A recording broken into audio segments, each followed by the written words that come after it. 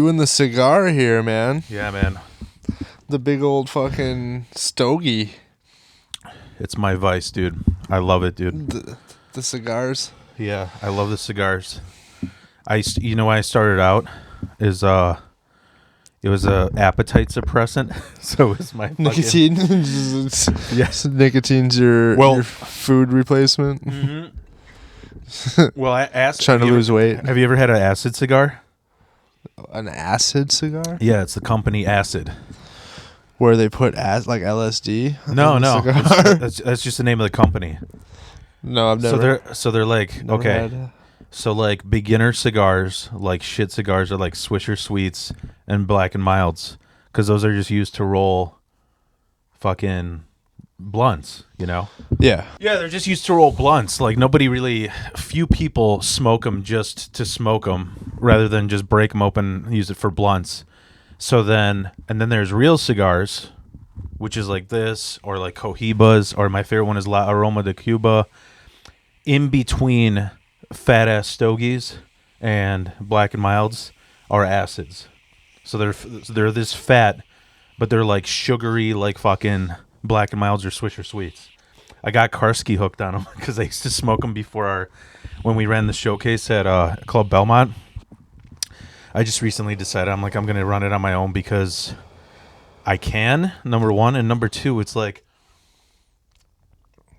it's kind of, I even had people, like the people running it, tell me like, you know, we don't mind you being the host, whatever, but it's just like, we're kind of doing the same material, me and Mark. So it's like, it's better to have a host and then have a comedian in place of him. But anyways, we're fucking rolling, right? We're here on Sunday fucking at noon. Got some cigars, got some frappuccinos. Got some dab pen. Mm-hmm. That's my vice. This is wild philosophy. Let's get wild. Let's get fucking wild. You ready to get wild, Ted? Woo! Woo! Yeah. Mm-hmm. Ready. What are we gonna do? What are we gonna do?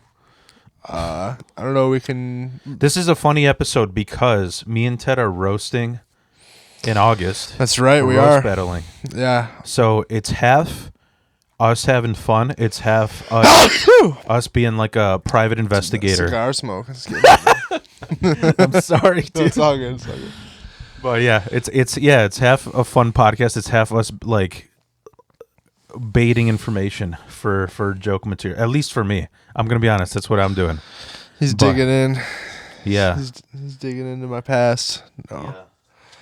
But so I start off always like, is there anything in the past 2 weeks that's goofy, fucked up that you want to share? Because I always feel like this is the first thing that's like the funniest part of the podcast. 2 weeks? Yeah. Any crazy shit that's happened past 2 weeks? Dude, nothing crazy, you know. Yeah. I really don't have much craziness in the life at this point. No wild, no living in the wild. No, I mean, my daughter is like running around screaming and stuff. That's pretty crazy. She does a lot of like. What are you doing to her? She just is like her vocal cords. She's just like learning how to use them. She's like pretty like crazy. Running around like just like doing it because I don't know, she can, I guess. She's not like mad at anything. She's just like screaming, you know. Yeah. So that's kind of crazy. That's like the craziest thing going on. My wife started doing that the moment we got married. She's just screaming. Yeah, maybe men just have that effect on women. They're just like, I can't stand you. Yeah. So I got two stories I want to share. One of them, I think I completely forgot that you were there. I don't know if you were there for this one, that poker night, you know. And I was talking to this fucking dude outside. I tell you about this about climate change. No, I don't remember hearing about climate change. I was inside at that point. Okay. Playing chess. So I was trying to write this into a bit, but it's just too much of just a ridiculous fucking story. But yeah, we were at a poker night, and this guy showed up that he's like, one of the people's at the party's cousin. So it's like a friend of a friend of a friend of a friend got invited, and he's a stranger to everybody, and they're a stranger to him. So like, what are you talking about me? No. Well, I'm talking to this guy, and here's the funny thing: is like, I always tell people like, I don't usually drink a lot.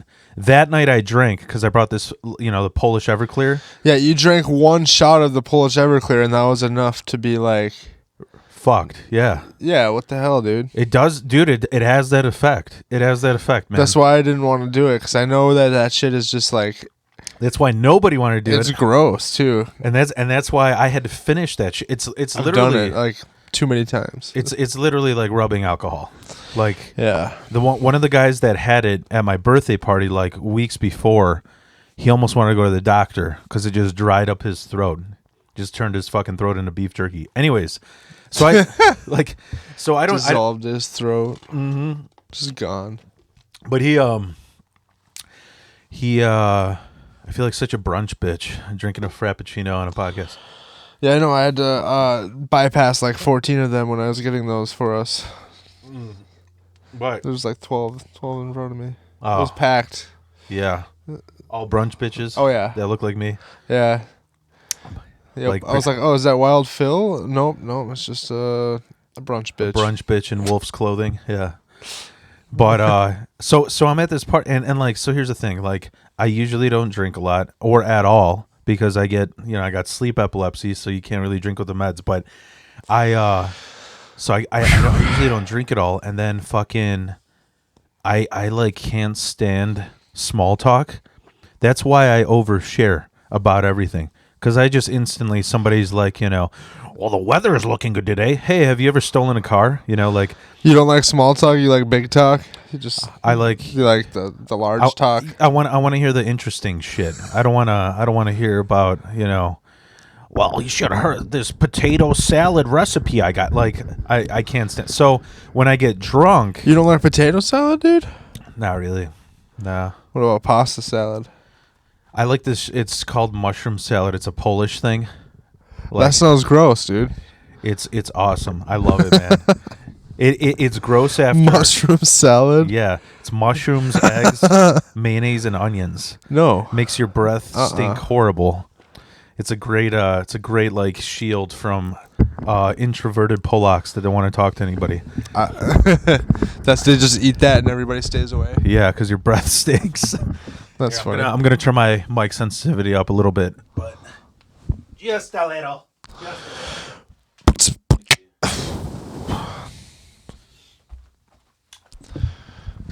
Yeah, I was trying to turn that into a bit too, because there's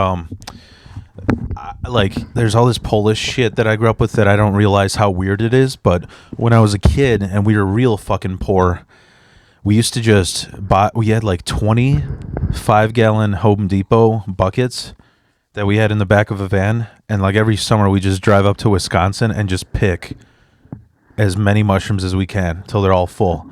So then the following year, every fucking day, cream of mushroom soup, mushroom sandwiches, mushroom salad. Yeah. Like it was. I'm surprised they didn't trip on some good mushrooms. On accident. What kind of mushrooms were they? Morels? They're just white mushrooms. Yeah, they're just the white. Just white mushrooms. Yeah, I don't know how my family members knew which ones were good or not. It's the Polish in them, but so I'm at this party. And I'm like, I don't really like small talk, but because I'm getting drunk, I'm like, I'm going to try and fit in with some bullshit small talk. And this guy was talking about how he wants to move to Ireland because he hates the U.S. And I'm just like sinking in my chair from this Everclear. I'm just like, oh, so what do you hate about, you're moving to Ireland? What do you hate about the U.S.? And like here's what's funny is, being a comedian, you have to be witty with your words. So you're going to be naturally trolling or smart. I'm literally just drunk, stupid, and I'm fucking like setting this guy off by just being like, I'm not trying to be stupid. I'm just drunk, and I'm fucking offending this guy because he's just like, yeah, I'm going to fucking move to Ireland because fuck the U.S. Like, oh, what don't you like about the U.S.? He's like, well, for instance, what about climate change? I'm like, oh yeah. I mean, like, what do you mean by that? He's like, well, the Midwest is going to run out of water in 10 years. I'm like, yeah, dude, because Ireland doesn't have climate change, right? And I was being serious, but he's like, all right, fuck it. Yeah, I get it. Everywhere there's climate change. And I didn't realize that I was like I think he was drunk too, man. Yeah. And then he's like pretty drunk. What is he? Where did it go from there? I'm just like, he's like, what about the gun problem? Like, yeah, the gun problem is bad. I mean, that's why I bought a compound bow so it doesn't go off, my kid. And he goes, like, I can't believe his hair wasn't dyed blue with this answer. He's like, fuck kids. What about my dog? I'm like, you care about? I'm like, oh, so you care about dogs more than your kids? And he's like, hey, I'm never gonna fucking have kids. Fuck kids. It could shoot my dog. And I'm like, and I'm just sitting there. I'm like, wait a minute, like, dude, like, your dog's not gonna live up to the climate change. So, what are you concerned about the future for? I think this guy was definitely more drunk than you, and you were, or maybe not, because you were just entertaining him. So, like.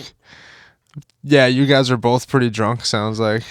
And then like the funny thing is, like, this isn't even like anti-Semitic, but he started going, I'm just like, well, I don't, the thing after that, I go, what did I say? I'm just like, dude, I'm just going to say, ever since I was a kid, like I'm an immigrant. So ever since I was a kid, I never gave a fuck about politics. And I've been unbelievably happy because you seem stressed, dude. It's like, yeah, sure.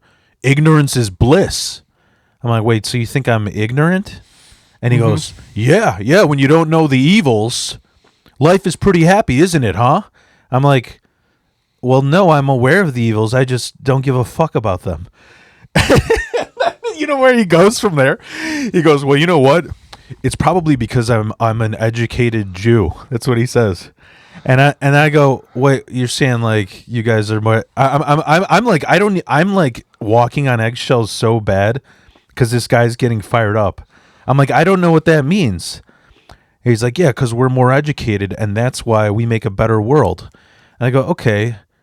And then I'm just like, wait a minute, you just said, didn't you say you're adopted?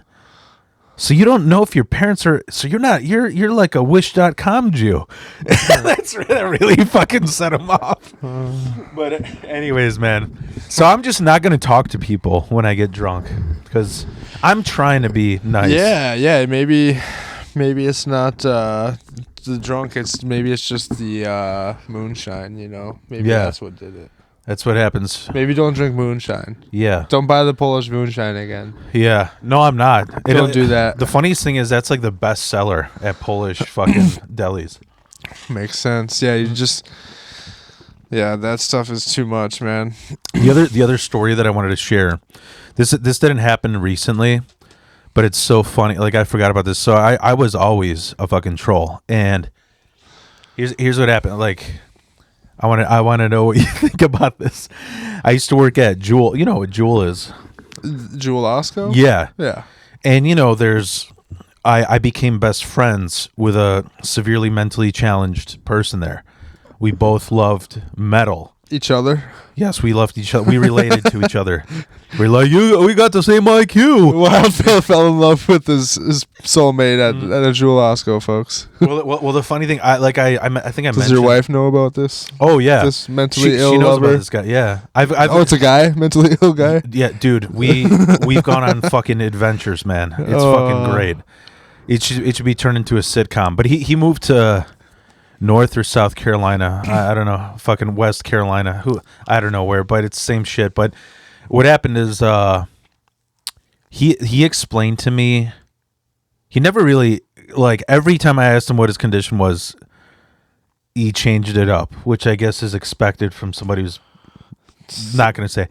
But who's mentally ill. Yeah. So yeah, because I would always, and the funny thing was, like, he looks exactly like, Claw in Black Panther. Yeah. He looks exactly like him. But anyway, he told me, long story short, he told me his problem was, how like there's left brain autistic kids where they're like geniuses, but socially, like Rain Man, right? Yeah. Where they see a fucking pile of toothpicks and they're like, that's exactly 243 toothpicks, Uh-huh.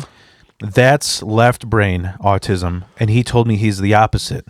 So socially, he's super fucking active, but educationally, he's like at 6th grade level.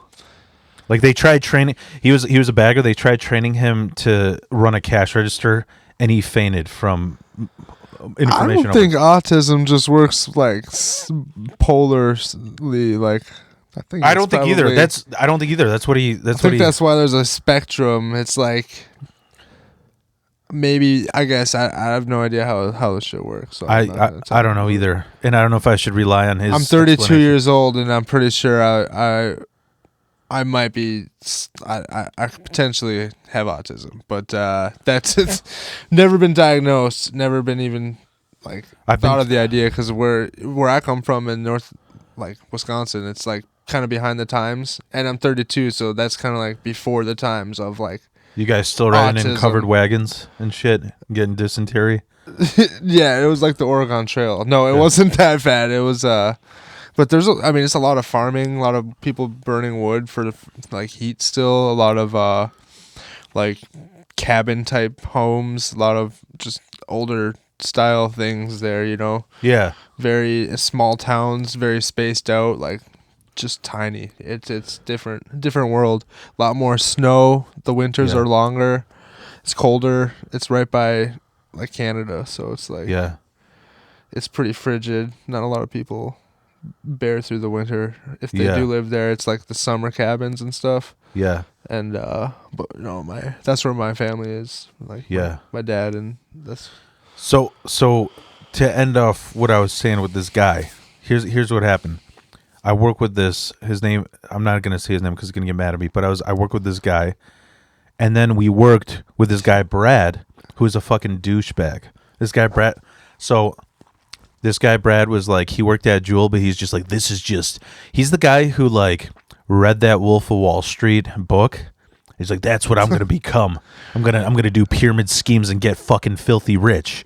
And now he works for Wells Fargo, got a mail order Asian bride, cheats on her all the time, and does coke.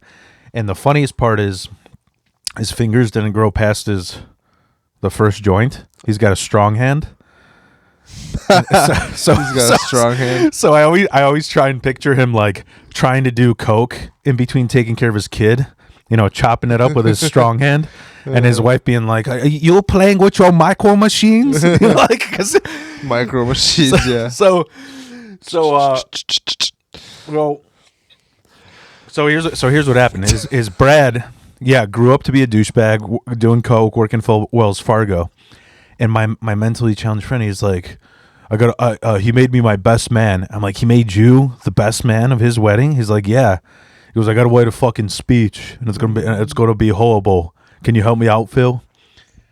So I'm not joking, dude, because I knew that this fucking coked out strong hand douchebag, he was racist. So I just gave my buddy the Martin Luther King speech, and he ended up fucking doing that at the wedding. That was he didn't know better. Yeah, he's just like, dear Brad. He didn't know better that was the Martin Luther King speech. No. So I hope you ruined his fucking wedding. But anyways, so that was my fucking story. But yeah, we can get into fucking. So you're saying you grew up in northern Wisconsin? Is that where you were born? No, I was born in Tucson, Arizona. Actually, I lived there till I was like 6. Okay. And then I lived in northern Wisconsin from there on, pretty much. Do you ever? I traveled around from my 20s. I don't think we ever said this is Ted Ukkola. I'm Ted Ukkola. Yeah, yes, that's me. And we. I didn't know. I thought it was only me and Amy. You're like the third person I know that started March 2022, and so we're basically like the same experience of comedy. Yeah, Yeah. So, but you said so you grew up in Tucson. Like, do you miss Arizona at all? Yeah, because my mom lived down there in my later 20s, and I visited her a couple times, and there's a lot of cool shit down there. Mountains, forests, deserts, like springs. Does she still live there? No, she's dead. She passed away like 8 years ago now. Okay. Were you guys close? Yeah, we were pretty close. She was She was always like, one of those moms that just kind of went above and beyond, I feel like. Even though she might have had her own vices and problems and shit like we all do. Yeah. So do you have any other family that's left out there? In Arizona, no. Okay. I actually have a cousin out there. I have one cousin. I visited him a couple of years ago. We went through there and went through the Grand Canyon and shit. And that's cool. It's a nice area, man. I love hiking and camping and rock climbing and shit. So I do that shit all the time when I can. That's like what I work towards is that's cool, being man. able to do that shit more eventually. I went to Grand Canyon at an age that I didn't give a fuck about vacations. Mm-hmm. So it was just sort of like, when are we leaving? But the one thing I remember that was so weird, it was like Stanley Kubrick, Supernatural, almost like seeing a UFO. Okay. We were at the Grand Canyon, and it's like there's areas where it's like a mile down, right? Right. And I just remember looking down, and I saw a Native American with a red button-up shirt and like one of those Stevie Ray Vaughan like Zorro hats, and he just walked into some cave, and I was like, that is so fucking weird. I didn't even know you can go down that far, and it's imprinted in my mind. I was like, I can't believe. How old were you? I was like 6. I was like 5 or 6. Do you think it was somebody living there for real? Yeah. Like that's a real why. Person? Yeah, I was like, why? You don't think it was like a spirit? I don't know what it was, but I was just like, you believe in spirits? Spirit? I don't know. I mean, I guess I do, but I don't believe that they're all haunted. Because every story... Because you almost sounded like you had the same story as one of the stories I have. Okay. But I was like 12 years, maybe 13 or something. Mm-hmm. And my buddy had this like cabin. There's this like little place in Wisconsin where it's on a lake. There's all kinds of places like this, but this is apparently on an Indian burial ground. And so nowadays it's like this like resort campground getaway. It has like 5 cabins people can rent and go stay there and vacation. And there's a lake and a river and everything, boats and stuff you can use and stuff. It's cool.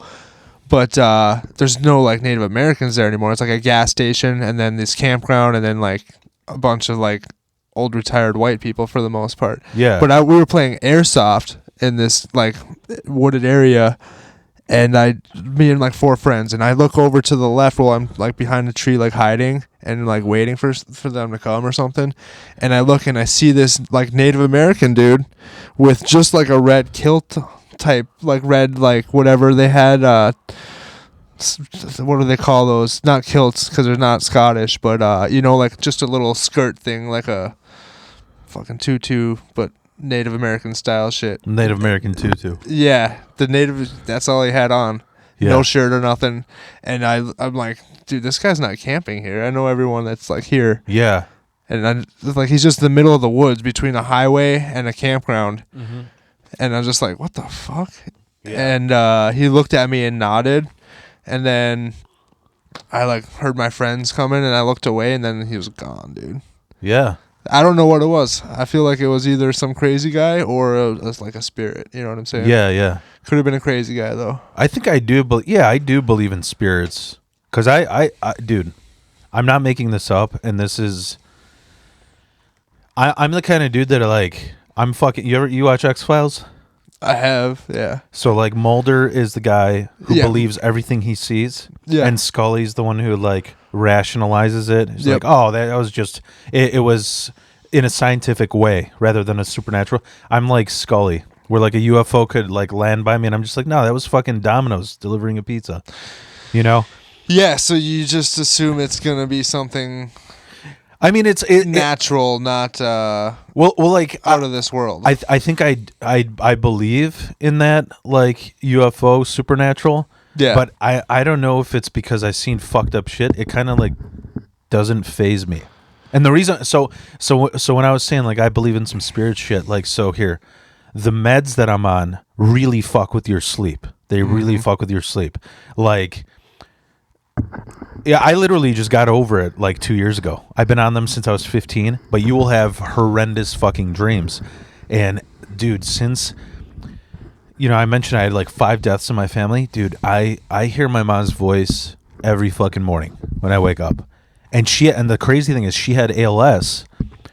You know what that is, the ice bucket challenge? Lou Gehrig's, whatever. Lou Gehrig's so I don't even remember what her voice sounded like until I started hearing it in my sleep. Oh wow. So that's what's because it was so long that she couldn't speak.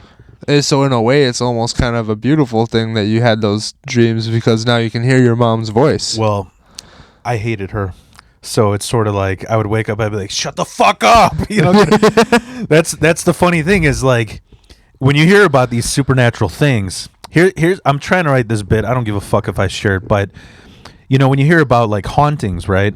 You're always like, oh, these. It's always like the movie The Conjuring or fucking what is it, Sixth Sense, right? Yeah. It's always scary, and like the funny thing recently, my brother's gonna hate me for this, but like right before my mom died, she lived with my brother for a while, and he was way more attached to her than me. Mm-hmm. And so ever since she's died, he hasn't touched her room. And recently I'm building his deck. So I'm like, dude, it's fucking 90 degrees outside. I'm going to be beat. So like there was a night that like I was like, I want to crash there. And he's like, well, I had a friend sleep there. And he like realized some supernatural shit. One of the things that I noticed that was supernatural after her death was you barely see butterflies, you barely see them. Ever since she's died, I see the same fucking butterfly at his house. It's like it's the orange and black ones, I see it every time I go over there. But so he goes, so if you sleep there, this is the bit that I'm trying to write. He goes, if you sleep there, you better be prepared that, you're going to witness some ghost shit. And I'm like, this is a wild-filled ghost experience, okay? Because here's what's funny. This is my life is fucked up. So here's the funny thing. You know how most dudes they learn to jag off from porn or from like a swimsuit issue or from watching Baywatch in our generation, right? Dude, when my dad started beating the shit out of my mom, I just started jagging off because it helped me fall asleep. I was like, God damn it, how the fuck do I relax? It was like, I'm not even horny. I want to fucking fall asleep. So my brother's like, if you sleep there, you're going to see a ghost. I'm just like, well, she ain't going to. It's going to be like when she caught me in real life jagging off. She's going to be like, no, what are you doing? And then fly away. I'm going to scare a ghost off by jagging off. Yeah, that would be pretty fucked up if your ghost mom walked in on you jerking off. Yeah, dude. I mean, it might even be worse than if your actual live mom walked in on you jerking off. Right? Yeah. So, but so there's my spirit. I haven't had any other shit like spirit I don't think situations other than that. Yeah. I mean, when I first got into really satanic metal as a kid, this is so fucking funny. Dude, you're gonna have so much roast material. So I went to a Catholic school and I fucking hated it because I was like, dude, every fucking bully here, some like mob kid's fucking nephew, Yeah. They're the biggest fucking cunts. They're like a Junior Joe Pesci saying the worst shit, but they got a golden cross around their neck, Yeah. So I just got into Satanism heavily, And I remember there was a moment where I started seeing that Baphomet goat, the goat with the pentagram, in my sleep, just coming out of the ceiling. And as soon as I started seeing that, bro, I did a 180 fucking turnaround. I started listening to Creed and POD. I'm just like, and I did that I had like a 3-month phase where I was like real pro-Christian. How old were you? I think I was like 12. Yeah, those were good songs back then, though. I'm not gonna lie, Creed. Can you take me higher? Yeah, that's just good. Or With Arms Wide Open, Yeah. And the funny thing is, like, it didn't make the demons go away in my sleep. So I was like, maybe I have to like do something to bring the God in me. And I'd see like Scott Stapp in the videos, with arms opening his arms and just like his hair flowing in the wind. So I did that one time while listening to it. I'm just like, this is so fucking gay. I'm going back to Satan. So, but But yeah, I don't know if I had any other spiritual shit happen other than that. Have you had any other stuff like that? I mean, dream wise, no. I mean, yeah, nothing that crazy. You know what's I've flown in my dreams before. yeah. That's always fun. Like falling dreams. Did you ever those as a kid? Oh yeah. I feel like those might have been like alien abductions, Where you're falling. Oh yeah. where they're like beaming your body, your like conscious back down. Yeah, That's the theory yeah. I have. Yeah. I don't know. It could be that, or because why do you feel that falling sensation? You know, like, Yeah. it's so weird. It is weird. I used to have a lot of and like coincidentally when I was Ubering, dreams where I'm right about to crash and then I wake up. Oh, I've had those dreams before. Yeah. Like you're driving and then all of a sudden your car just like takes off out of control and just like crashes. The other thing I used to love, I literally love these dreams, but I had them reoccurring. The two dreams I have reoccurring, one of them isn't that cool. It's just me, my teeth are falling out, and I keep collecting them and putting them in my pocket. So like with the hopes of them like reinstalling them. And then I wake up and I'm like, oh, they're still there. But then the other reoccurring dream that was weird is I'd always have dreams of a plane crashing down like 50 yards from me. And it was cool as fuck. It was like an action movie, you know? Yeah. I don't know, maybe I'm like got some ISIS blood in me, you know, but I like the one that I remember with the plane thing that was fucking weird was me and my wife were at like a train station. You ever see a movie Untouchables? Yeah, with Stallone and all the With Kevin Costner and it has like all the action heroes in it, doesn't it? Like, no, Untouchable. No, you're thinking of Expendables, and Untouchables is where they're trying to catch Al Capone. Oh, yeah. I think so. Al Capone. Mm-hmm. Oh yeah, It's like a 30s movie. During the moonshine, he's got like the distilleries, and they're like chasing him down the old back roads and stuff with the like. Yeah, and there's that iconic scene where they're at a train station, and they're trying to fucking shoot him, but there's like all this public around. That exact train station. Me and my wife are trying to like walk into this train station to whatever board a train, and then just like panic ensues. Like these motherfuckers start running everywhere. I look outside. A plane crashes into the ground. It's like exploding. You could feel the heat like curling your hairs from the explosion. And then I run outside with my wife. And for some reason, I was like in like an Arizona area, like a Nevada.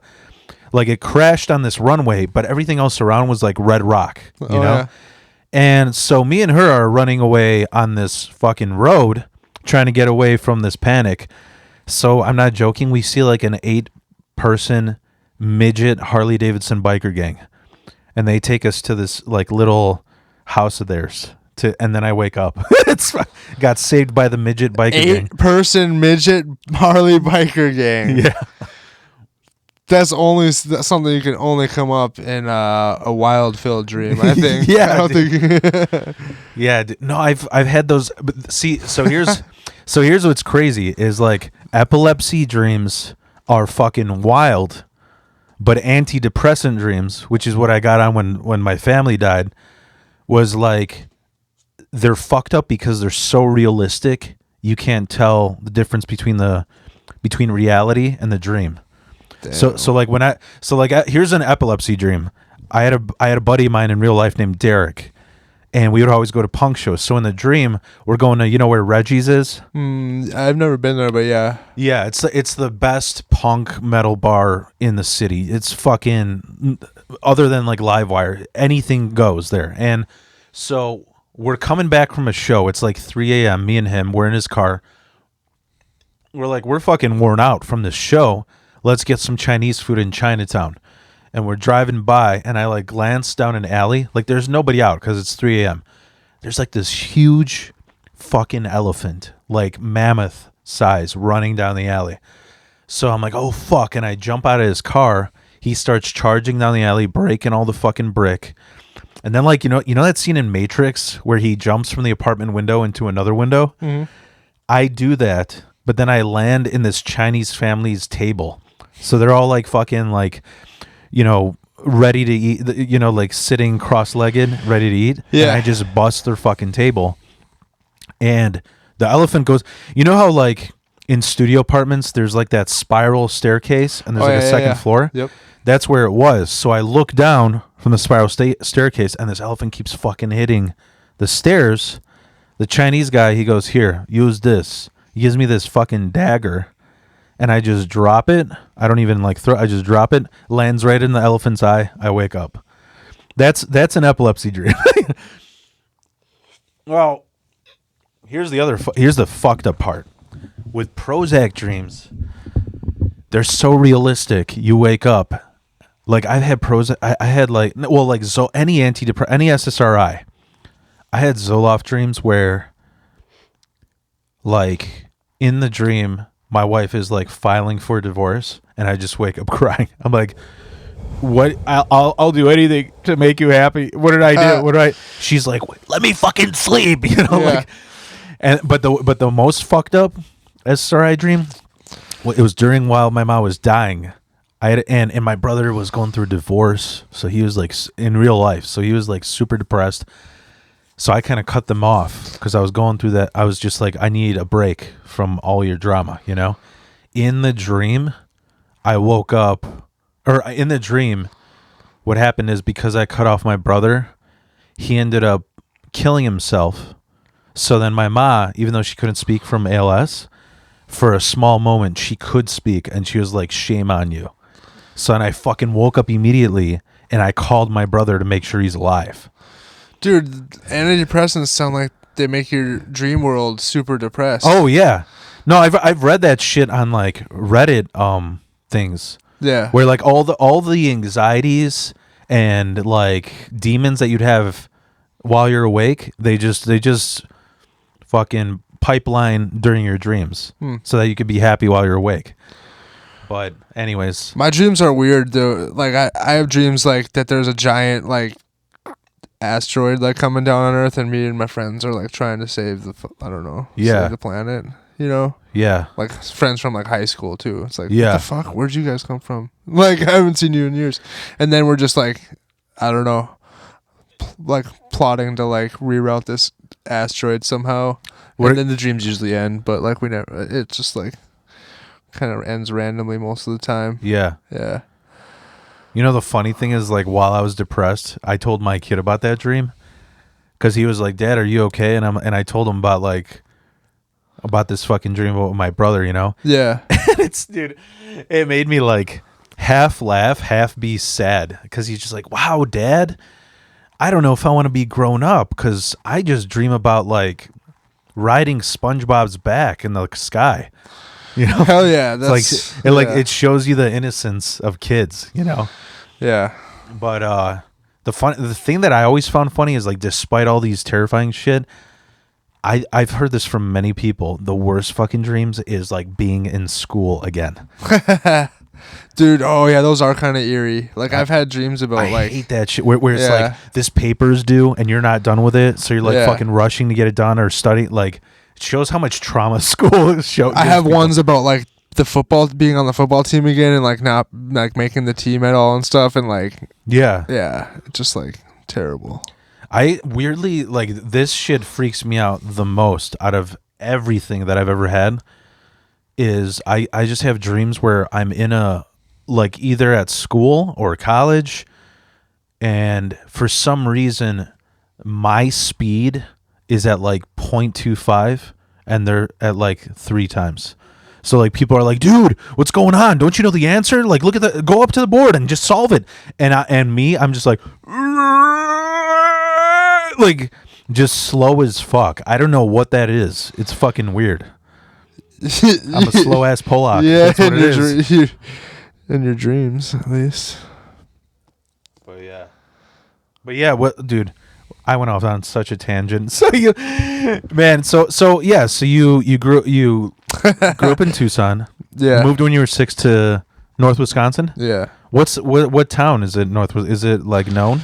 So the town I lived in was called Maple, and then my dad lived in Maple. My mom lived in Solon Springs. They're like Superior, Wisconsin, Duluth, Minnesota. You heard Okay. those places? No, is it like on the border of Minnesota and Wisconsin? Pretty right close, there? yeah. So my place was like 30 minutes from that. Okay. Yeah.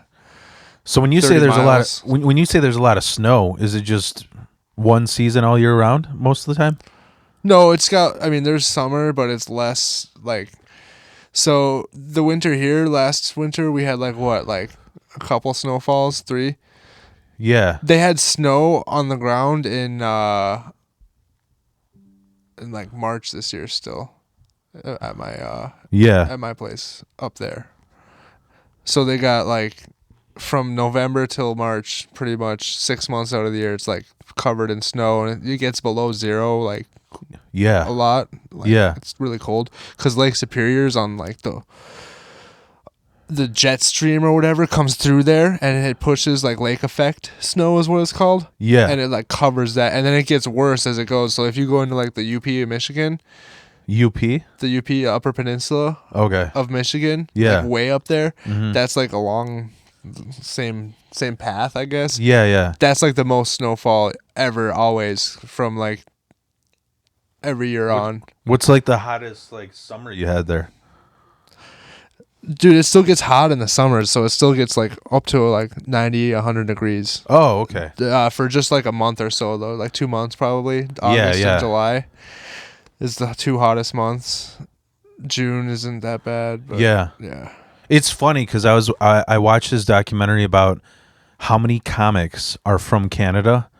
You know, Yeah. fucking like Mike Myers, Norm Macdonald, Tom Green, just so many. Marty Short, you know, and they were talking about how funny it is that like in Norway and Sweden, when it gets cold, they just get depressed, coked out, and start satanic bands. But in Canada, they just have dark humor and they fucking breed comedians, you know? So I don't know, I thought it was kind of cool. Did you have any like I don't know, funny like rural upbringing where you're like doing like harvesting your own fucking maple syrup and shit? Oh, yeah. We harvest our own maple syrup. Yeah. We shoot deer. Yeah. We just, like, my family, like, hunted and fished, and we like ate all the stuff that we like did. My dad still has like 3 gardens that he maintains with like potatoes and green that's beans cool, man. and onions and like zucchini, all kinds of cool stuff. Do you remember your first shot? Yeah. My first shot, Yeah. like my first deer. Yeah. Yeah. Was it a deer or was it like a squirrel or something? Oh, the first thing I shot? Yeah. Probably like a freaking bird or something. Yeah. Yeah, but Did it make you cry? Was you like No. No? I feel like I was raised to like see the world like how like survival, I guess, Yeah. more or less.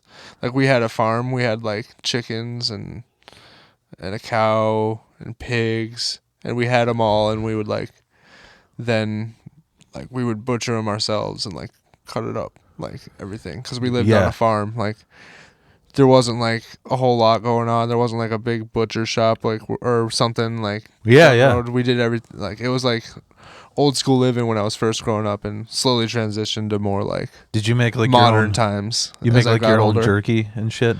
Yeah, we would do a lot of canned venison. So canned venison is what's up. It's like you put a bunch of the meat into like jars and then pressure cook it. Yeah. And then it sits in a jar. You don't have to refrigerate it or anything. You can just put it on a shelf Yeah. for like a year, up to a year or 2. And you can eat it whenever you want. You can do it with like rice or potatoes. Do you have to cook it when you take it out of the jar? Yeah, you just have to heat it up though. Oh, okay. Yeah, you just have to get it warm. What is that? That's just intestines, right? No. It's I never ate the intestines. What exactly is venison? Venison is the meat of the deer. Oh, okay.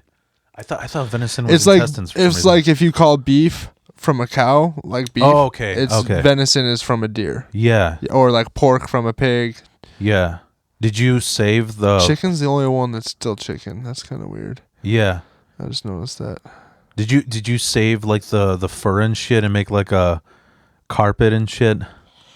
No, there was just a bunch of places you could drop the fur off, and they'd give you like gloves. Oh, cool. They weren't like deer. They just like yeah. Yeah, I was trying to get into hunting during lockdown because I worked at my only office. Like, I graduated college in 2009 when the fucking market hit.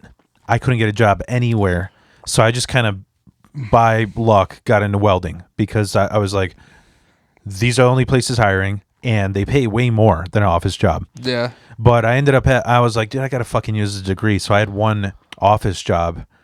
And while I worked there, there was this dude, this creepy fucking, like, let me put it this way. I was looking very closely to see if he stormed the Capitol. That's the kind of guy he was.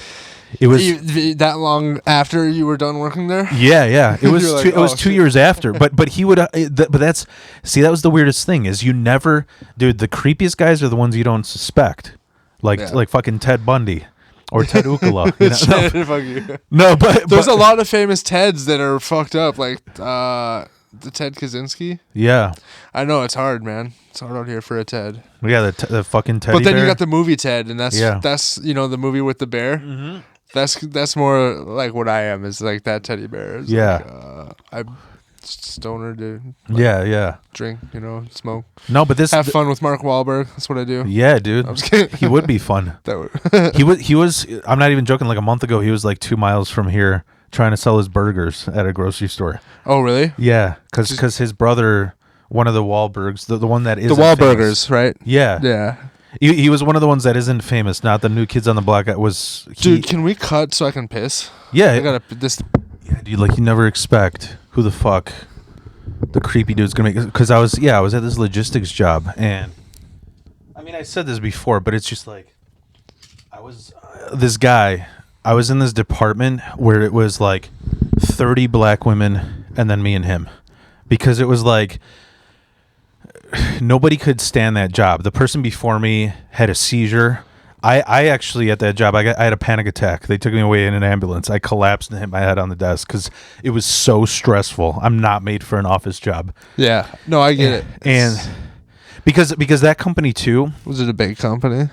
It was a big, it's fucking C.H. Robinson. Fuck them, dude. Oh, yeah. You know what they do? They promote you real quick so that they never have to give a raise. Because there's a 6-month review, but in 6 months you get promoted like 5 times. So you never. So it's like, okay, I went from all this responsibility now. Yeah, well, it would be like I was call service for 2 months. And they're like, oh, well, we might give you a raise in 6 months, but then I get promoted to account coordinator. Well, that resets you at 0. So then you got to wait another 6 months. So then you got to wait another. And I was like, at the end, I was like, salesman. I'm just like, this is so. Anyways, this dude, like. He was like, you know who Richard Spencer is? He was just like a white collar. He looked like a white collar alt-right dude. He just has a fucking those V-neck sweaters that he wraps around his neck. Basically dresses like he's Frasier's cousin, you know? Okay, yeah. And he would just randomly tell me shit. He just like, dude, it was just so fucked. And I'm like, dude, I'm just here to make money, so I'm not gonna report anybody. He'd be like a black person would be late to work. He'd be like, see, they all do that. I'm just like, you're such an idiot. Like, I would laugh because I'm like, you're insane. You know. Oh, and then he told me how he had a bunker in his Chicago home because he's preparing for the race war. Like, he's just got 1,000 jars pickled and like 4 different fucking weapons. I'm like, so yeah, these people are out there, but the point is, and they work with a bunch of black people. So what is he talking about, dude? I don't know. He's like, fucked up in the head, dude. He is fucked up. He whispered in my ear one time. He's like, he's like, you can legally have a pipe bomb, and I'm just like, dude, you should watch. Like, I'm gonna be on the lookout for a report like later on about like a bunch of a white dude just murdering people. Because he's fucking a lunatic at his job. Well, I asked him, I'm just like, why the fuck would you need a pipe bomb? He's like, oh, I kill coyotes, so once in a while it's fun to see them get torn apart. A pipe bomb for coyotes, dude? What are you talking about? Yeah, and so he's like, yeah, all you got to do is get it stamped by the ATF, and then like the pipe bomb. Yeah. And then like another time. That's something they do is approve pipe bombs. Like, oh yeah, this one's clear to go. According Go ahead to and him, stick this in a school building. Why don't you? stick this in the coyote's butthole. You know. No, that's fucked up. Like, Well.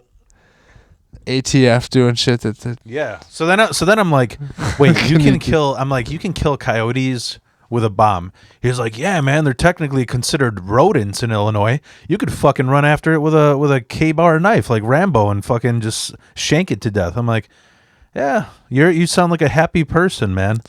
You know? One time he told me, he's like, you can legally own a tank. You just got to get the rubber tread. And I would just, dude, rubber tread. The only way I could like deal with him was just through humor. I'd be like, yeah, well, I want to see you parallel park that thing in Chicago. Yeah. You know? And so, anyways, one time, because when I was working there, I had these, my typical fucking battle vest, metal patch, spike jackets. Yeah. So he thought I was like some, Antifa bitch. He thought you were on his side. No. He thought I was like an Antifa guy, like ultra left. Yeah. Going to these like throwing milkshakes at Republican people's faces. Yeah. So he was testing me because he's like, oh man, I go hunting. He was telling me all this hunting shit about skinning animals and stuff, thinking I'm gonna get triggered. And I'm like, oh dude, I'd like to go with you sometime. And then, he's like, well, okay. You got to get your gun license. So then I got the FOID card, whatever, firearms card. He's like, well, you got to get the hunter safety license too. So then I got that. And I'm like, so when are we going hunting? And by the time I told him I was down, he's like, I'm not going to open land with firearms with a crazy fucking person like you. So yeah, anyway, that's a tangent I went off. That I was trying to get into hunting. And during lockdown, I know this is fucking insane, but there's like bike trails here, and they were like snowed in like 4 feet at a point. Mm-hmm. I was just gonna walk through there with my compound bow, and just try and my wife's like, where are you gonna tan the deer? I'm like, right on my fucking patio. I don't care if there's a fucking carcass for the whole townhouse community to see.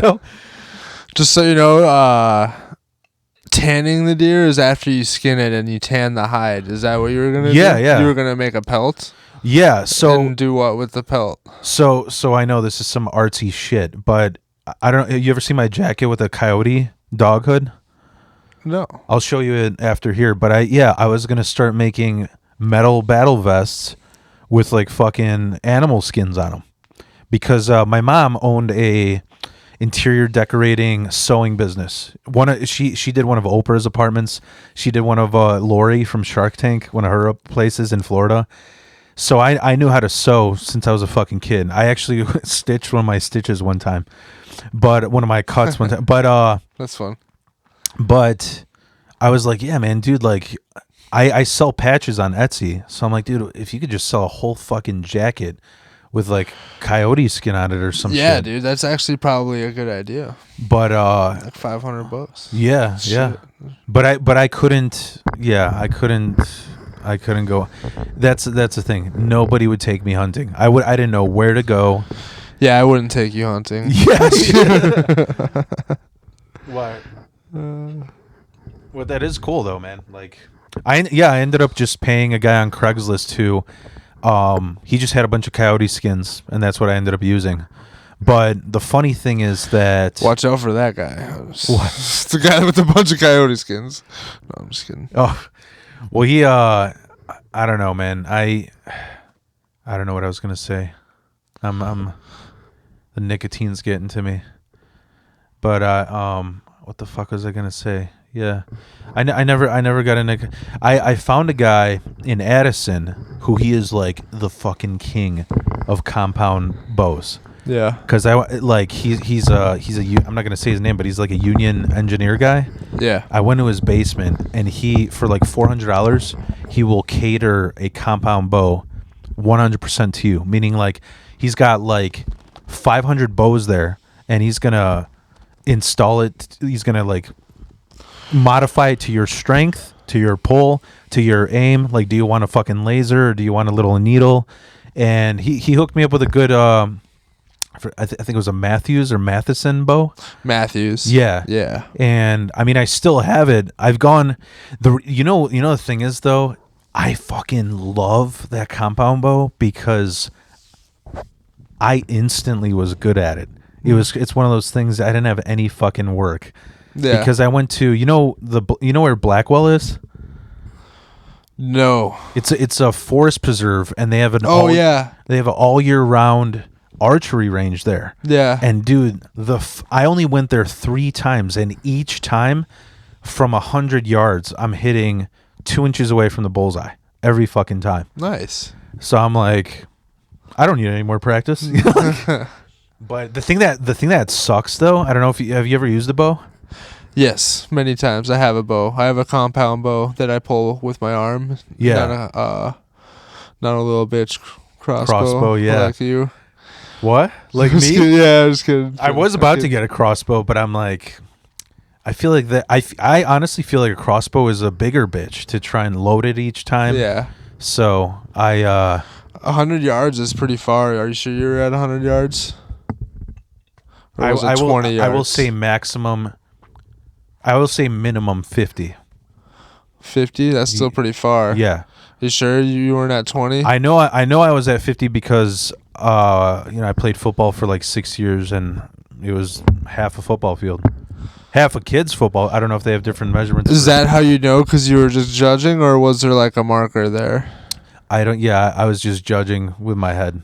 I don't you don't know if that's because there's like, especially if you're using your bow, there's probably like 4 pins for different yardages. Yeah. So you should know what yardage you're at so you know which pin to use. Yeah. So that's why you got to know what the yard is without like... Yeah. No, I had to put it at an angle up like you're shooting it from a fucking castle, you know? Yeah. But the thing that was the biggest bitch was like there was a guy there who did something smart. You know that fucking Billy Mays where you can coat your tools in rubber? Yeah. Yeah, they don't make a tool for this. I wish they would. I like almost dislocated my thumb trying to pull the fucking arrow out of the archery thing. Because you know how much fucking force. Say it's 20 yards. Okay? With a compound bow, dude, like trying to pull that shit out. I know. It's so he stuck. What he did is he just got a carpenter's hammer, coated it in rubber, and he just uses the claw. That shit fucking works. But yeah, I haven't gone in a while because I'm like, dude, I want to fucking shoot an animal. Idea. I want to shoot a fucking animal. I don't know where to go. And the funny thing is like working with that psychopath, you know, the reason why he was shooting coyotes is because he knew a guy with private land who was like, yo, these fucking coyotes are killing my lambs. Yeah. So you could that's what they do. He's like, you could do whatever the fuck you want to these coyotes. You could explode them. You could fucking fuck them in the ass if you want afterwards, you know? So don't do that. Yeah. Yeah, that's you got to make sure they're dead after, you know. Not by fucking them. Yes. Fuck them to death. Fuck them back alive. Hey man, they're rodents in Illinois. But yeah, dude. The shit he told me, he was like, he's fucked up. You know what tannerite is? Yep. Yeah. So I didn't know for people who don't know. I mean, like tannerite is just something you can blow up by shooting. If you put it in something, it'll blow it up. Yeah, and I think it's used like, you know, I think it's used like what when a deer is running. Say a deer is running north. Then you put a barrel there with tannerite, you shoot it so it spooks it, and then it runs south, and then that's when you shoot it, right? No, it's literally just for fucking around. Like if you have something that you want to blow up, like an old TV or like a car. Really? Yeah, that's what people do. They just stuff it in something, shoot it, and let it blow up just to make a boom. It's like 4th of July fireworks, but with a gun. I thought it was for like spooking the direction that it runs, so that like you don't have to calculate like how many fucking, you know, whatever meters ahead you have to shoot for that bullet to hit it.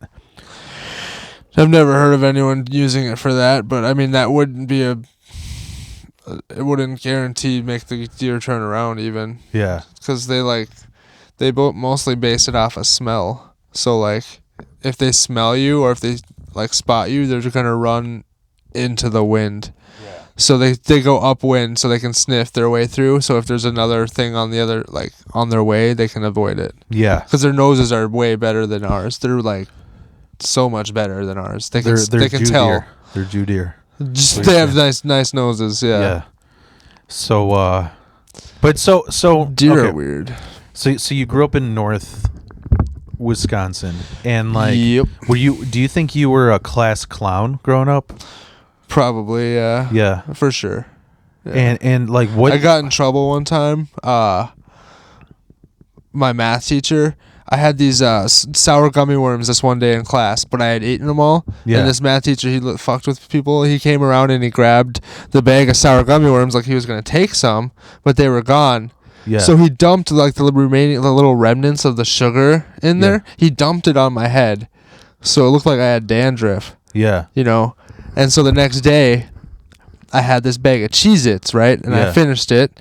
And I walked up to go throw this bag of Cheez-Its away in the garbage. And he was turned around facing the class up at his desk. And I was behind him about to throw this bag away. And I stopped at the garbage can for a second. I looked up.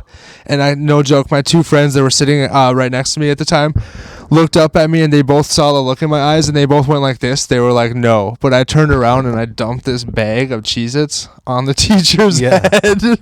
And he just pulls his head up and he's just like, get out. Like, and he had this weird little Kermit the Frog type, he was like this weird little bulb. Get out. Yeah, he was like, get out. And I was like, okay. And I just walked out of the class after that. Did you get a suspension or anything? He wrote up a detention, and he was like, do you think you deserve this? And I was like, you dumped sugar on my head the day before. He was like, do you think you deserve this? I was like, I guess. And he's like, okay. And then he ripped it up. I was like, yeah. All right, dude. Teachers were such cunts back in the day. Yeah. And that's why that's why yin and yang, man. The pendulum's always fucking swinging. That's why all these it's with it. That's the one thing I believe thoroughly. You need to be in balance. So all these fucking teachers that used to be cunts, that's why these teachers now are having all this hard time, because it's the remnants of what all these old teachers did. Hitting you with a. I used to have a teacher that, you know what a rubber hammer is.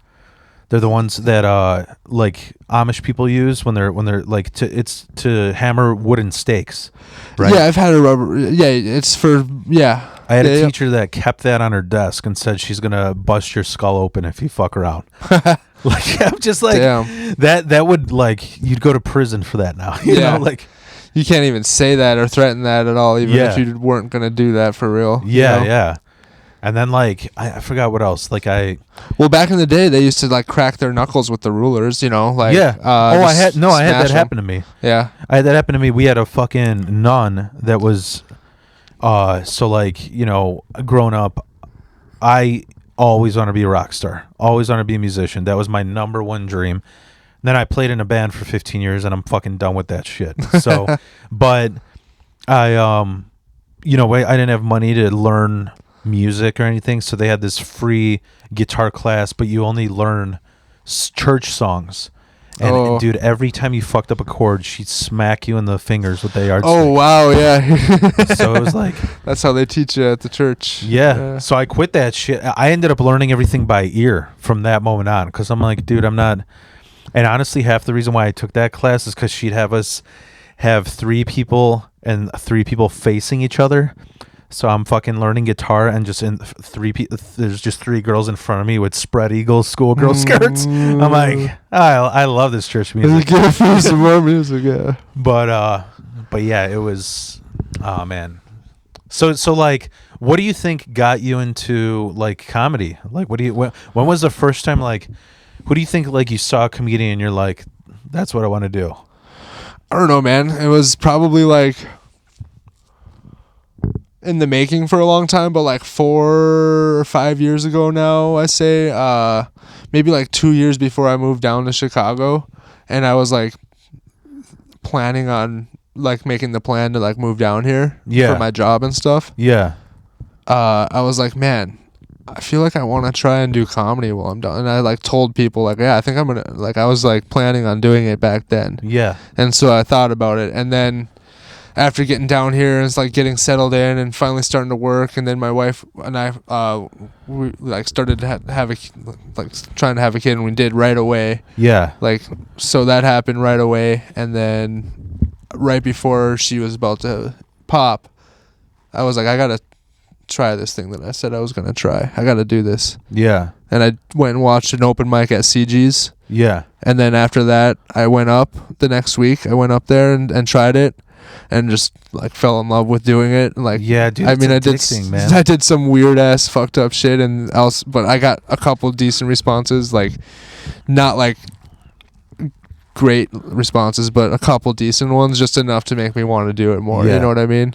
It's so funny. I don't think I mentioned this, but it's so funny because I always say that what got me into doing it again was Chris Bong I might have told you this. It was best friends with my wife. They grew up in the same town, and Chris's house was like the party house. Yeah. And I always tell people, I go, the reason why I started in the comedy again was because like I just went to I kept going into their mic. And one day Chris is like, dude, just fucking go up there and tell a story. Like, because I was like... You mean Jerks? Yeah. Okay, before, when TJ and... yeah. Chris ran it? Yeah. Yeah. And I was just like, so... I had horrendous stage fright. I was, dude, shaking really? When I go up there. And there's like, dude, just go up there and tell a fucking story. And honestly, the thing that motivated me the most was... seeing shittier people than me. You know, I was like, oh, what the fuck? They went up? I gotta go, you know? But the thing that I didn't mention is I always say that. I'm like, oh, Chris and TJ. But it makes me feel fucking hilarious that every time I've said that, they're just like, bro, we don't want responsibility for making you get into... You're a vulgar guy. They're like, no, don't taint our reputation. Yeah. Jesus. Like one day I'm gonna get canceled, and they're gonna be like, yeah, it was up to they motivated me. I don't think I would. You know what? You know what's funny? The more and more I philosophize. I'm a wild philosopher. That's it, right? Yeah. So one time I just think about comedy, and I think to myself, there's so many of these like obviously alt-right fucking dudes that are like, they're like, how do you do comedy? How can you do that? Like, how, like, you can't say anything. Everyone's like, bro, it's because you want to go up there and just say the N-word 24 times, you know? Yeah, they don't know, yeah. And that's what I realized is, like, I realized that even though I had, like, vulgar shit, people know that on the inside, I'm a grizzly bear. You know, I'm just like a fucking lovely teddy bear. On the inside, you're like a grizzly bear? That's pretty ferocious. Maybe I should have said teddy bear, like Winnie the Pooh. That's better, dude. Yeah. Okay. I think that I don't. My comparisons are off. But on the outside, you're like a grizzly bear. Yeah. So the inside matches. Is that what you're saying? Except for a grizzly bear with a swastika armband, right? No. Oh, Jesus. Yeah. No. But what I'm saying is, like, I think I gain the trust of people that, like, they know my intentions are just to be silly. And you can immediately tell people when they go up there and it's just like a fucking Nazi doing a TED talk. Yeah. You know what I mean? And I'm just not that person. I think that's why you kind of know when you start, like, when people respect you. Like when you that's what I love about the comedy community, that when you show up, oh, Ted, what's going on? Immediately fist pump, you know? Yeah. Like, people want to see what you got going on. Yeah. And that's what these motherfuckers are like, oh, people are so offended. It's like, you're watching Fox or CNN way too fucking much. Yeah, no, brainwashed. So, but into a battle of nothing. But was there like a comedian that you say, like, you look up to, like, top 3? I'm guessing because we're both of us are only like a year and a half in. Who would it's probably the same as when you started. Do you have like a top 3 that? A top 3 like comedians that influenced you? Yeah. Who would it be? Dave Chappelle, Dimitri Martin, and after that, honestly, damn, I can't think. Those are the 2 biggest ones that I really enjoyed the most watching. Yeah. growing up, and I guess Bill Burr. Yeah. I like his three completely different styles. Mm-hmm. You know, I guess Chappelle and Burr are kind of similar, but not really. You know, like Yeah. Chappelle is more story oriented, and Burr is more rant oriented. It's more of a rant style. Yeah, yeah. Whereas It's still kind of like long form, they're both long form. which sucks, by the way, with that 4-minute slot that open micers get, right? Yeah, you can't do that in the beginning stages. They make you work up to it. Yeah, It seems I like. had my fucking like lecture by some comedian like Phil. One-liners, bro. One-liners. You got to start with. You got to get that under your belt. Yeah, And that's then- part of the reason why I did that showcase. Why I started the show. I'm like, this will give me an opportunity to like set up a tight 8 or a tight 10 or a tight 20. You know. Yeah. But do you have like? Do you see those influences that you have? Do you see any of them coming out the most from you? I don't know. Yeah, probably. I feel like my timing and delivery are most similar to probably Chappelle's. Yeah. But that's probably it. I think other than that, I kind of mix up. I don't really know my style yet. I feel like I'm still finding my like I feel like I jump around a lot between different styles at mics, just trying different stuff. Yeah, I just released a video yesterday about like this is my 1 year in comedy. What did I learn? You know, which probably there would be a shit ton of haters, but it's just like my personal experience. You know. Oh, cool. And one of those things was finding your voice. Yeah. Because I'm a fucking overthinker. It's like a mild OCD thing. Yeah. Where I was just like, there's like an algebra. In my mind, I was like, there's an algebraic equation to how you write jokes because people told me that, you know, and that ain't true, dude. Like, who told you that? I'll tell you after. But I had people tell me like, you know, like obviously you need more punchlines, you know, but I was just like, it wasn't those people that fucked up my perception of what you do in comedy. What I didn't realize was, bro, follow that equation and you'll naturally find your voice. Because the truth is, every single comedian has their story. You know, like you said, you grew up in, your story is the shit you experienced from moving from Arizona to Wisconsin, the stuff you had. That's nobody. It's almost like when I hear about like people talk about like joke theft, it's like you can't fucking steal your experiences. Yeah, that's why I like doing mostly like the stuff like personal stuff. Nothing about like I'm not coming up. I do some of those things like just random observation of everyday life. Yeah. For everything. Yeah. But it's mostly the personal family stuff. Yeah. Just in a funny way, just trying to make it like relatable and just funny, like punch it up, you know. Yeah. Exaggerate the story a little, take a little from something that you saw and thought would be funny if it went this way instead or something, you know what I mean? Yeah. That's how I come up with a lot of the material. You know the thing at a year that I didn't mention in the video that I'm kind of at is like, it's kind of like a midlife crisis thing because, you know, especially like I'm going to release a video about the fucking struggles you got to do having epilepsy and like the mood swings getting shit. Yeah. And so most of all, it's going to be in that video about like basically like I feel extra guilty when I go to mics and just leave right away. But the truth is I got to get fucking sleep. And if I have a steady job, you got to do that even fucking more. Yeah, it's hard. So that's the thing that sucks because I had so many people telling me who are well-seasoned comics they're like, dude, why don't you stick around? People don't know who the fuck you are. That's why you don't fit in. And I'm like, because I can't, you know, like, what do you want me to do? You know, so, but it's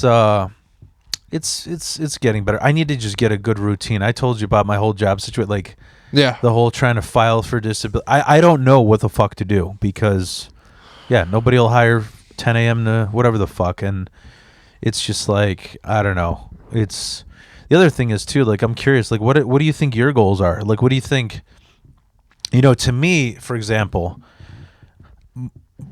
probably my top comedian the top two that I looked up to from the start to now was number one, Jeff Ross, because I would see all those roasts, and I had cunty people in my family, so he taught me how to like. I mean, look at Jeff Ross. You could look like a fucking Muppet monster, ugly as fuck, but you'll ruin someone's month in one sentence, you know. But then I like Louis C.K. because he just like says bizarre shit, you know. Like he's good. Like he 180s, you know. He tells a story where it's you don't know where it's gonna go. But as far as goals, I was like, you know, I love Big J Okerson, and I was like, dude, if I could get to that level, where it's sort of like, I don't ever expect to be as big as these top comedians. Yeah. But if I could get to the level of I'm big and other famous comedians recognize me, like that's good enough for me. Yeah. That's the other thing I love, dude, in comedy is that, bro, when I was playing music, it was like you might meet your idol. You might. Yeah. And then you're going to learn that they're a piece of shit. You know? That's what happened to me. All the musicians are shitty. Yeah. They're just, you know, like. Do you think comedians are better? I do think comedians are better because comedians are like a little bit more vulnerable. Down to earth. Yeah. Well, musicians sometimes are too. But I mean, like a lot of times musicians are like, I had a shitty life, but I'm fucking amazing, and I'm gonna show you all about it, you know. And then they're sensitive to criticism. Comedians are like, I had a shitty life, I'm gonna laugh about it. I don't really care if it goes anywhere. Like it's a lot more, I guess, humble. Yeah. The other thing I like is like comedy is really an art, and what you don't like, I mentioned this in the video that I released about 1 year in comedy is that like when you're a musician, this is why it sucks being in a band. You got 4 personalities that you have to balance. Yeah. Every single one of them is going to be a cunt in some way. Yeah. You got to write a 10-track album, and before you release it, it's got to be run through these 3 other cunts. Yeah. Like, oh actually, I want to change this part. Actually, I want to. Can I sing during this part? You know, and it better be amazing because you're going to be touring with those songs for the next 2 years. Yeah. Comedy, dude. I have new jokes every mic that I do. Yeah. You know, it's like that creative part of my brain is like over lubricated. It's just fucking going all the time. Yeah. That's what's fun, you know. But yeah. So you think how does your family feel about you doing comedy? Do you have any like? They're pretty supportive. Yeah. Like I did like my dad just says, "Yeah, go for it," you know. Yeah. Yeah, and I released a video of a set I did not that long ago, and a bunch of my family members commented like, "Good job, keep going." Was it the noon whistle thing? Yeah. Oh, nice. And I did a couple jokes about like my dad growing up, so that's cool, you know. Yeah. It's funny because because I have like a little bit vulgar humor. Like when I'm at home, I kind of have like silly, I don't even know, Pee Wee Herman humor, which is kind of what made. You jerk off in theaters with kids? Sometimes. Yeah. It depends on my mood. You know? Like, but spot on. But it's just like, it's a little bit more. But when I'm on stage, I like to share these fucked up stories. So it's so funny because like my wife and kid, they're just like, people think that's funny. You do like people go to see you, you know, like nope. But you know what's funny that I have to ask you? Do you feel like how many years have your wife and you been married? 3. Okay, it's similar to me. I think I might be 4. The funny thing is, you don't know. I don't know, and the funny thing is, my wife doesn't care because I don't think she knows. That's funny. But dude, I'm getting at that phase where I don't want to be that comedian that bitches about marriage, but I'm gonna tell you, like, all the rumors about marriage, they're all fucking true. They're all true. Like they all come true, man. Just like the stupid arguments and shit. It's funny as hell. But yeah, some of them are. But there's ups and downs. Like I love having a daughter, a kid with my wife. It's the best, dude. Yeah, it's so cool having some little personality. She's like so smart and independent already. She just always is going, like looking for something to like learn or do or see or whatever. She just can't help herself already about like absorbing like this world. It's fucking cool. Yeah, it's cool to see, man. Yeah, it's different for a stepdad. I'll tell you that much. Is it? Yeah, because it's kind of like this is just the truth. My kid's gonna see this when he's older and fucking hate it, but but it's the truth because it was I was a bastard kid. I didn't grow up with a dad, and when you get a stepdad, like you have like, you know how they have that like they have that video where they talk about white privilege, about being like everything you do you're 20 steps behind or whatever. Yeah. That's how it is. I don't even think when they have those videos, I don't even think it's race related. I think it's fatherless related. Because when you grow up with no dad, my kid had a lot of catching up to do. Like my wife was just so easy on him, and it would be like, dude, you know what sucked? It was like having him as a step kid for the very beginning was the hardest, because it was like him having his personal lawyer. Like, I'd be like, go clean your fucking room, and he'd just immediately look at his mom like, are you gonna represent me? You gonna let him talk to me like this? Yeah. Like you can speak to my lawyer. Like, he's not my real dad. Yeah. Type stuff. Yeah. How old was he when you got with her? Like 10.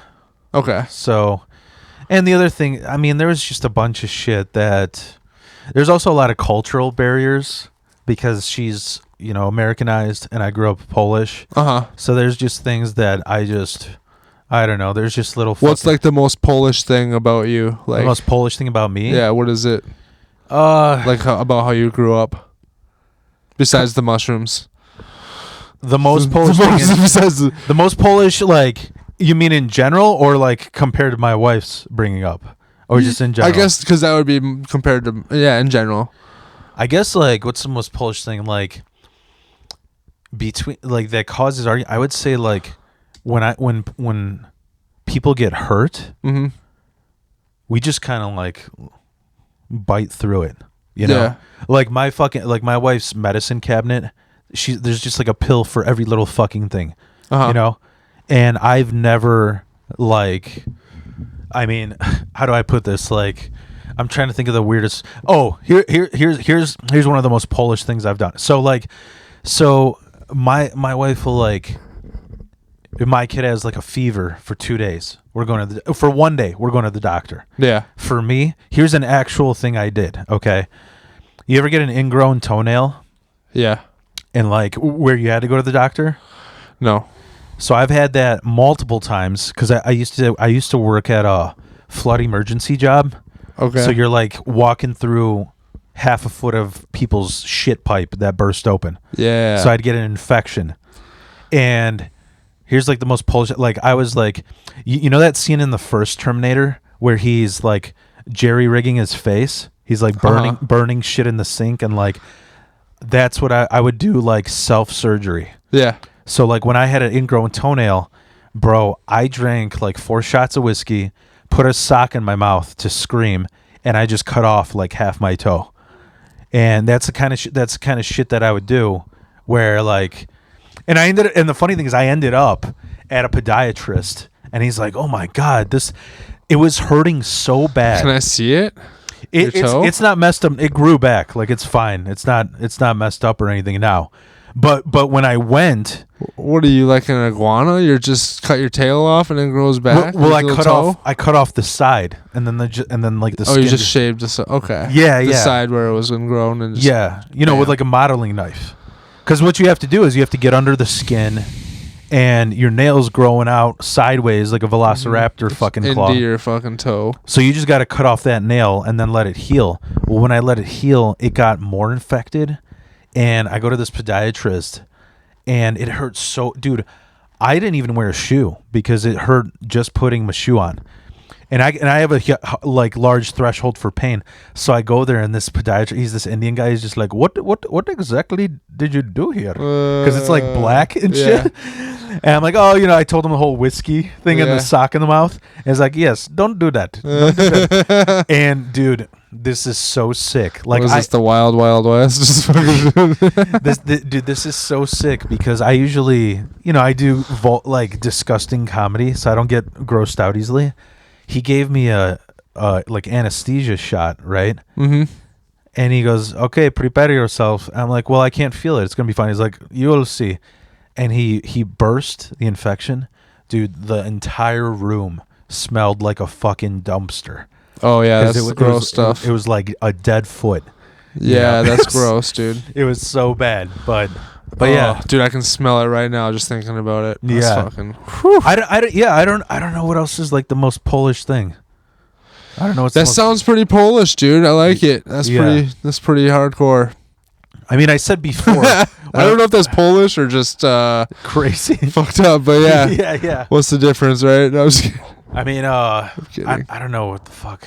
I don't know what's the most between me. I guess I don't know if this is Polish, but like, okay, so when I was like, for the first like year or two, I was going with my wife. I kind of like, we're just going out, so I don't even know if it's going to get to the stage of us getting married. Yep. So I don't want to be involved in the kid's life at all. Yeah. Because I'm just like, I'm still getting to know you. Makes sense. Then we got closer, and she ended up telling me that the baby daddy, he's not paying child support. Ooh. And I was like, dude, my mom. Red flag. Yeah. Just kidding. Well, no, I was like, my ma was like, I am strong, independent woman. I don't need that. And dude, you're fucking stupid. Yeah. A free $500 a month. Take that shit. Yeah. Okay. All it takes is one court time. Yeah. So, so she said he's not paying, and she's like, "Can you help me out with it?" I'm like, "What do you mean?" She's like, "Can you like help me with this whole process of like making him pay?" And I'm like, "Yeah, sure." And I showed up. She goes, "Can you help me Saturday? Like, we'll go, we'll like talk it over." I'm like, "Okay." So I showed up with a bat and like a K-bar knife because I was gonna go to his house and like basically Goodfellas, like punch the fucking money out of him, like the mafia. Yeah, like you looked the part. So, and she's like, "No, we're going to court. I want you to help me with the paperwork." I'm like, "Oh, okay, if that's what you want to do." Like, so I don't know if that's Polish or just ex-criminal. Like, yeah, it's us Eastern European type stuff, I think. My family was Finnish, like my dad's side. Yeah. So they got like we had a wood burning sauna, like stove. Oh, dude, that is nice, man. Yeah, it's cool. But like traditionally, like back was he like the first generation? No, so my great grandpa came over in like 1906. Okay. And then my great grandpa built the place that my dad stays at with the sauna still. And my in Wisconsin. Yeah. Yeah. My grandpa lived there, and now my dad lives there. So you think that was that? What were you gonna say? Is that like the most Finnish thing? Yeah. Well, the traditional way they do it is like everybody gets in there and like just gets naked and goes together. Yeah. It's kind of crazy. Yeah. It's just like a bunch of naked family members just sitting there, just getting really hot and sweaty next to each other. And so you know how every family member's dick looks? Yeah. Nice. It's fun. All right, writing that down for the roast. There's my no, dude. So my wife was she had like that phase where she was a little bit obsessed with Groupon. Like all the deals on there. Oh yeah. Groupon, yeah. And sometimes it was like, bro, there's a reason why this is on Groupon. Like there's like Sinbad's doing stand-up. I'm like, yeah, because he fucking sucks, Sinbad, yeah. I'm like, that's why this is on. And we ended up going, and we were the only white people there. It was all like really old black people with like velvet pimp hats and shit, and then it's just us. And I'm like, I did not like. It was not good. I did not like Sinbad. But so there's a place called King Spa. It's a Korean spa in Niles that was on that Groupon, and this place, it's so fucking like Korean that you can like if you get too, you go to these spas to fucking relax and trip, if you get too tripped out, you can pay extra and just stay overnight. They have like this little fucking pod where you just sleep there. If you're too meditated enough to where you can't drive a car. Is that a thing? Yeah. I've never heard of that. That sounds like something. Are they brainwashing you at this place, like Zoolander? Dude. Where they go? Dude, it seemed culty as fuck. When I went there, I didn't know that you got to get butt naked. I didn't know that shit. And so here's Sounds like a Finnish sauna. Yeah. So here's how it was. There was the all guys and all girls section, and then there was the unisex section. But when you walk in, they tell you cannot even you have to get naked. Because it's like any clothes you got, it's like just considered like it's dirty or some shit. So bad energy, bro.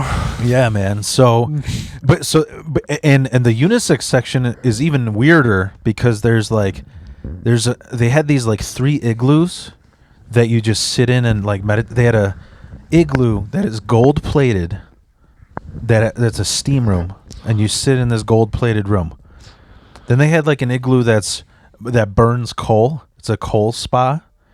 And then they had another one that's completely amethyst, like the purple rock. But the shit that weirded me. So here's what weirded me out. Did it feel different in each one? Did you feel different energies reflecting off the different surfaces? No, it seemed like couldn't tell. It seemed like some hairy armpit white bitch shit that listens to Grateful Dead. You know, big scam. Yeah. But so here's the part that freaked me out when I was in the all dudes section, right? There's 2 things that freaked me out. First time, this is how it was. There's in the side, there's an extra charging like massage room, and the massage table is solid gold for some reason. It's fucking weird. That doesn't sound comfortable. Yeah. Well, gold is soft. It's the softest. Is it real gold? Did you check it? It was real. Did you bite it? I wanted to chip some of it off. My get your money's worth from the place. Get myself a Joe Pesci tooth. Nice tooth, yeah. Tooth's worth. Fucking me and Karski competing with our grills, you know. So this is how the room looked. There was in one corner there's these massage rooms that are extra money. On the other corner there was this like maybe like it was the size of like 3 jacuzzis pool that was ice cold, and there's a waterfall running, and in the middle there's 4 jacuzzis. The first one is lukewarm. It's like fucking like water temperature. The next one is like a regular jacuzzi. Yep. The next one is a little bit hotter. The last one, you could fucking make tea in it. It's so hot. And you'd get like these like jujitsu guys or like, you know, wintertime bicyclists who they would go through all the 4 jacuzzis, hop in the ice cold, and then just do it again. Yeah. Just over and over again. So sounds fun. I got into this stage of meditation. This is going to sound so gay, but I got into this stage where, you know, you reach enlightenment, where it was sort of like you're sleeping with your eyes open, right? Or you're sleeping, but it's almost like you're hypnotized, because I got hypnotized. That's what helped me with my bullshit. Oh yeah, but yeah, by like, a professional. Yeah, like so it was similar to being hypnotized. Yeah, this meditation state. Yeah.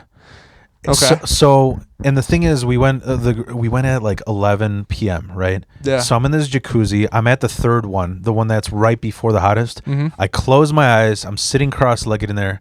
Everybody's butt naked. Close my eyes. It's like 11 p.m. And I'm like, oh man, I can feel it. It kind of feels like you're levitating in the ground. That's what it feels. You had to shit? No. Oh, okay. No. It's more fucked up. I'm kidding. Okay. I'm sorry. It actually that might have felt better. Just there's nothing that feels better than meditating and taking a shit. I think you could turn that into a bit if you do that and say you had to take a shit. Left a floater in there. And these guys do backflips with katanas. Trying naked to dudes swipe me up. You leave floater. Naked dudes with katanas coming after you. That's funny. No, dude. So I'm in this state and I have my eyes closed. Then I open my eyes open and I'm like, dude, it's like midnight. There was a 60-year-old, 70-year-old Japanese guy, and he came in with like 5 of his grandsons. They're like 5 to 10 years old. Mm-hmm. I'm like, dude, this is like some Chris Hansen shit. Yeah. Because there's fucking 5 10-year-olds running around naked with this old dude. So that freaked me out. But that's how it was. This is like in the sauna, dude. My whole family at midnight, you know? Midnight sauna. Yeah. The weirdest part about the sauna is my grandma and grandpa got divorced, and Yeah. the new guy that my grandma was with would come over and sauna with my grandpa. Like they'd both be in there. What, like the ex-husband? Yeah, like my grandpa Oh, and God. my step grandpa. What kind of small talk? What kind of small? Like, oh man, I don't know, dude. she's Just got that sweet spot on their neck. old You know what I'm talking old about? people stuff. You know what I Yeah, mean? yeah. Just old people shit. It's so fucking crazy. Okay, so here's the funniest thing that happened. I went a second time, and it was around the time where they came out with the first iPhones that were waterproof. Yeah. Right? But they were about to come out with it 4 months later, and there were these Japanese guys that already had it because they bought it in Japan. So, dude, I'm sitting there. This time I'm just sitting in, like, the regular jacuzzi. Yeah. Across from me, there's this black dude with this fucking hog. like 2-foot hog, just sitting there minding his own business. He doesn't want to look at anybody he doesn't want to make any eye contact with these naked fucking white people there. Yeah. Or Asian people, and these two Japanese guys, they go in there with their phone. You're not supposed to bring anything, and they're like they're like, oh, let's see if we can film underwater, and then they look up and this black dude's like, you better not be filming my fucking dick. And then like immediately after, they quickly hide it because they see a guy come in like to talk to them. And the thing that made me laugh my ass off is I'm looking, they're just filming themselves, laughing, filming their own dicks. And I'm just like looking, I'm like, they're Asian. Are they using that Zoom? Yeah, it's gotta be underwater reflecting the light a little more. Yeah. Yeah, but that shit, I don't know, man. I remember the first time I was in a sauna. We used to go to the same hotel in Wisconsin Dells. It was called Aloha Inn. And the first few times I went, like it was a janky hotel. Nobody went there but my family. Like it was empty all the time. So one time me and my brother are in the sauna and we're like, "Oh my god, let's go swimming." And then I was always trying to make my brother laugh. Yeah. It was like, I can't explain it. It's like, I'm trying to think of the relationship. It's like he was like Silent Bob and I'm Jay, just being obnoxious, and he's looking at this jackass do dumb shit. So I pissed all over the coals, and it evaporated, my piss. Yeah. So the next guy that went in, this fucking old like Italian dude with a gold chain, he's like, this thing's fucking broken, Yeah. Because he got fresh, wild Phil evaporated piss. Yes, asparagus probably. Yuck. Yeah. Yuck. Yeah. So like, yeah, is there any other funny fucking stories growing up Finnish or in Wisconsin that you remember? Any funny hunting stories? No, I do remember shooting my first deer though, and like it was the opening day of my first hunting year that I could hunt deer. Yeah. And I was down the hill from my dad, and he. How old were you? 13. Okay. What did you use, like a single shot rifle? It was a bolt action 243. Okay. Yeah, it was cool. It was a small gun for like a little kid, pretty much. Yeah. And I remember I fell asleep. My dad put me up against this tree on this trail, and he's like, sit here for like the opening morning. We went out there like 5 a.m. or whatever. Yeah. When it was still dark, and I sat there and I fell asleep at this tree, and my dad went up the hill like 100 yards away from me, up a different spot. And I remember waking up, and this deer was like 5 feet away from me, just like looking at me. Oh, wow. And I was like, what the fuck? And I just like come out of this slumber and I yell up to my dad, and I'm like, Dad, I got one. And he just comes down, and it was like, I think it was the most proud my dad was ever of me. Oh, yeah. It was like, it's the first. Was he watery-eyed? No, I don't think Finnish people cry. Yeah. Yeah. It would turn into icicles, right? Because they're cold hard. Yeah. No. They're icy hearts from the Iceland. Yeah. Yeah. No, it's. Did it like drop, or did it hop around a little? No. He dropped right. You got there. it like right in the heart. Yeah. That's fucking awesome. Yeah. I mean, did they teach you like, you know what you were doing? That's why you shot it there, right? Yeah, and also it was 5 feet away. Yeah. So it was not a hard shot at all. It was literally like like from a little bit further than the camera away. Yeah, but even as a kid, like I wouldn't know that shit. Like from the most I knew about any gun shit was from fucking. Well, I took a class. It was just like okay. a hunter safety class. Yeah. So they didn't just give anybody a gun. You had to do the class. I always thought you shoot it in the head, like in the brain. You can, but not if you want to keep the rack. Like if you want if you were gonna mount it or whatever. Yeah, if you wanted to be like a hillbilly and have like your deer mount. Like I want, that's what you do. You would do you have any mounts in your house? I have like the European mount style. Which is what? Just the just the antlers. Okay. Not like the full half body mount or whatever, where it's like the chest and the face. No face. It's just the antlers. Yeah. Mounted on that's called European style. Yep. Oh, that's cool. Yep. Yeah.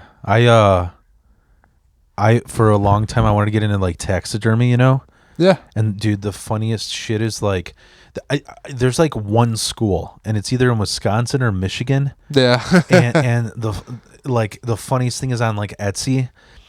You go to taxidermy school, so you have all these projects you have to do, and then like whatever the final is, you have to like turn in something you completely taxidermied, and there's so many disasters, and they look terrible. They look terrible, but funny as well. Yeah. They look like some shit that'd be in a 9 Inch Nails video. Oh yeah. Like where there's like a squirrel, but the faces, they didn't stuff it the right way, and the eyes are crossed. Yeah. Those are funny as fuck. It looks scary, but it's cool. Yeah.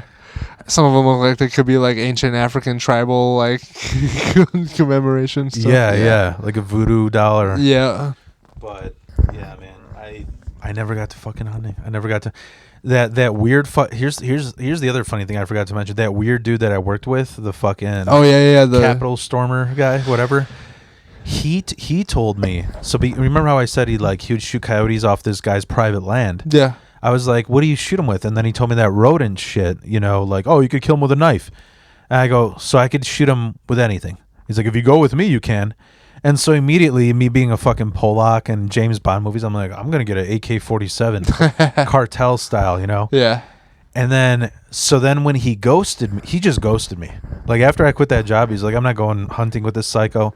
So I was ready to buy an AK-47, and then I just joined all these Facebook groups where I met the compound bow guy. Yeah. But I joined all these groups, and one of them was like strictly, whitetail deer hunting Facebook group. Mm-hmm. And I go, hey, I never been hunting before. Can I pay somebody to take me? I don't even have to shoot. I just want the experience. And they're like, what are you going to shoot with? I'm like, AK-47. He's like, did you just come here from Russia? Because that is not allowed. They're like, I mean, I didn't. It's funny because, like, the whole political climate, how, like, a lot of, like, hunting Republican conservative dudes, they say, like, left-leaning dudes are so tedious about shit. Like, they're super uptight about shit. And then I went to the hunting world. I'm like, bro, you got 1 week to hunt. You can only use this gun. You have to register for it. I'm like, that's some uptight shit. Yeah, it's a lot of regulations. Yeah. And when I took that hunter democratic. Yeah. Yeah. When I took that hunter safety course, I was like, did you know you got to fucking learn how to use a muzzle loader? Oh yeah, that's part of it. Yeah. I'm like, what the fuck is that shit? I'm never gonna. It's a fucking like Thomas Jefferson 1776. Let's go. Yeah. Have you ever seen the videos where people fuck up with that and blow their face off? Yeah. Because they don't like do the right gunpowder ratio. They're like looking down the barrel too. They're like, oh. Idiots. Ridiculous. But yeah. So as far as now, what do you think? So I was saying, like, my goal is like maybe to get like as far as like noticed among other comedians. Do you have a goal? You think this is a hobby? You think you want to get big? I think over the course of a few years, I want to maybe, be able to like get work regularly. Yeah. Places if I can on the weekends and stuff. To where it's your only job? I think eventually, yeah, maybe in 4 or 5 years is my plan, because I have to. I gotta do it like. Yeah. The right way with having a kid and a wife, and my wife gonna be transitioning back to Being a man. doing. No, yeah, just back into the working. It's gonna be a different path, I guess. Than, It is. Most. I was actually going to mention that to you. Because I'm hearing all these fucking guys, the Top Guns, Luca Farrow, Tom Feeback, they're all talking about one's moving to New York, one's moving to Austin. Yeah. And like, dude, having a family, Doesn't mean I can't move somewhere. It just means I gotta, like, a lot more to account for. Yeah. Than just myself. I'm like, that's the stage. I think I was trying to, I tangented off with my wild ADD, but I was like, I'm starting to accept that there's only a certain threshold of I'm gonna get because of being in a family, and because like I'm in that midlife crisis comedian moment where I'm like, all right, the reason why I'm picking these jobs where I can do, that coincide with my sleep is because I'm going to mics every fucking night. Yeah. So it's like 10 years from now, am I going to be like, dude, how much richer could I have been if I didn't do mics? And it's just, oh man, it's tough to fucking, but at the same time, like, dude, money doesn't make you happy. It's the truth. It really does. Like, no, it doesn't. I learned that a long time ago. I've had to work like I've done a lot of hard jobs and worked really hard, like you have, like it sounds like the welding and stuff. I did a lot of stuff like in the oil field, and then my last job just working long days, long weeks, just always grinding, to make sure whatever, Yeah.